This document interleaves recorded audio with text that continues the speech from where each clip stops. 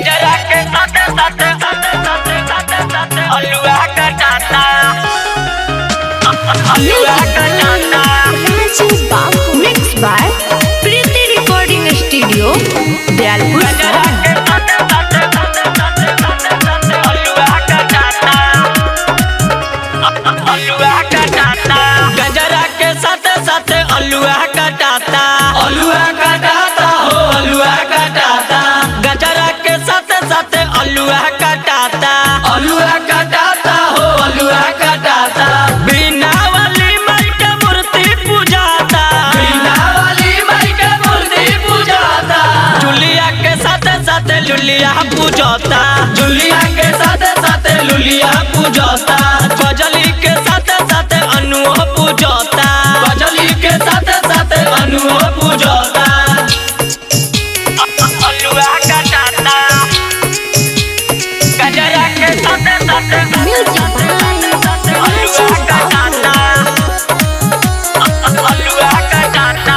बिना वाली के पूजत रह रानी पूजत रह रानी पूजत रह रानी। परीक्षा में कौनो ना होई परेशानी ना होई परेशानी ना होई परेशानी। बिना वाली के पूजत रह रानी परीक्षा में कौनो ना होई परेशानी। परीक्षा के बाद जनी तुरी हा तू नाता तुरी हा जनाता हो तुरी हा जनाता। गजरा के साथे साथे अलुआ कटाता अलुआ कटाता।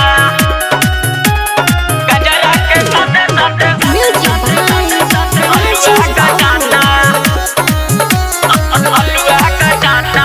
राहुल अभिजी बजावता रे बाजा बजावता रे बाजा बजावता रे बाजा। बबुआ मुकेश के गाना सुनाता गाना सुनाता हो गाना सुनाता। राहुल अभिजी बजावता रे बाजा बबुआ मुकेश के गाना सुनाता। बिना वाली माई के मूर्ति पूजाता मूर्ति पूजाता हो मूर्ति पूजाता। गजरा के साथे साथे अलुआ कटाता अलुआ कटाता हो अलुआ कटाता। गजरा के साथे साथे अलुआ कटाता अलुआ कटाता हो अलुआ कटाता। बिना वाली माई के मूर्ति पूजाता बिना वाली माई के मूर्ति पूजाता। जुलिया के साथे साथे लुलिया पूजता जुलिया के साथे साथे लुलिया पूजता।